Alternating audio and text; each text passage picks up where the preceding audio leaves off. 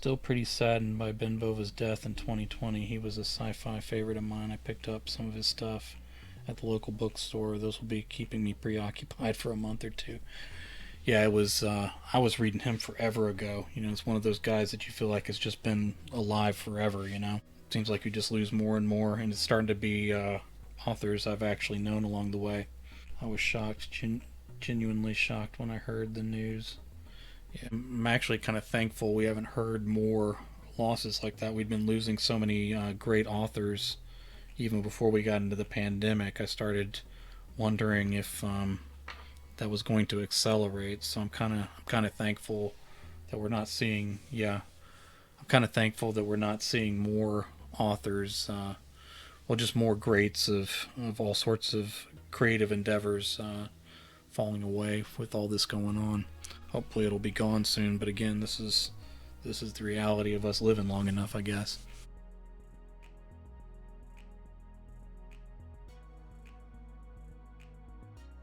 My New Year's late, but hey, it is to read more monthly fiction magazines too. There's some decent ones out there. Not as many as there. Yeah, I got your resolution.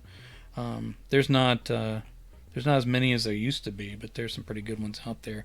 I know Dark Moon Digest is one of my favorites. That one's quarterly, and there's several others, especially if you expand out of genre. I've kind of lost track of the old magazines over the years. It used to be a thing that I never got them new, um, but I used to have a couple bookstores that would have them when I was younger, like late '80s and maybe into the '90s, but not too much. I don't think I'd moved on to just books by then, but just found them laying around and never really kept them. Never really had any loyalty to any one magazine at that point. I was reading mostly sci-fi, I think, and I would just look in and whatever pictures or story title or whatever caught my attention, I would get it and really wouldn't pay much any attention to what magazine it was or anything like that. So I was probably a pretty bad example of a reader back then, and for all I know, some of those magazines were valuable later on, but I never kept track of them, and a lot of them got thrown out with old tapes and everything else as my room got cleaned up over the years. My granddad had fantasy and sci-fi for many years, and I would read those for years. Even was subscribed to them for a few years. I still consider myself a bad reader. Do you still have copies of all that stuff? Because I never kept it. Like again, I had cassette tapes of bands, and eventually those got thrown out. And same thing with the magazines. Whatever I didn't take with me to college at one point just kind of got cleaned out of my room. So there's a lot of stuff that I had to send back.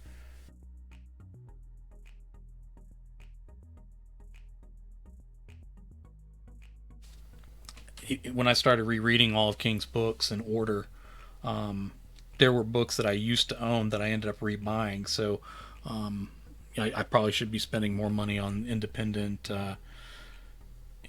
authors who could really use the money. But I've bought copies of Stephen King's books more than once for some of them. So I think I'm keeping him secure in his finances there if he ever hits a dry spell. Oh, when he serialized it, yeah. I had I had the again, this is something else that disappeared over the years. I had the serialized copies of the Green Mile when it was coming out one by one. It was no collector's edition, obviously, um, but I was buying those from the bookstore uh, when they were first coming out, the little bitty chapters. But again, when I reread it, I had to go buy another copy of it with it all together because I'd lost those over the years.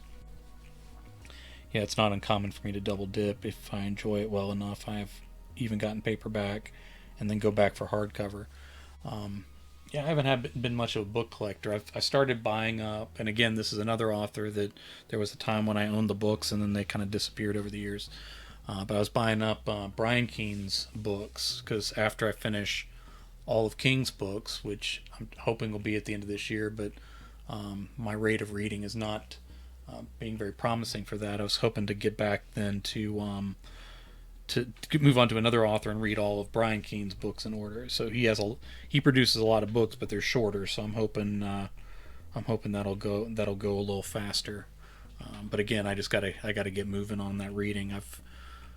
I got really serious about it in 2020. Like the pandemic kind of freaked me out. So I was like, I'm gonna finish these up. I'm not gonna waste a lot of time on this. So I moved really fast through those. But I'd set an unrealistic word count per day in order to finish. And so those books, um, I fell behind, but still reading, but at a slower pace. So I'll be lucky if I finish the rest of King's books.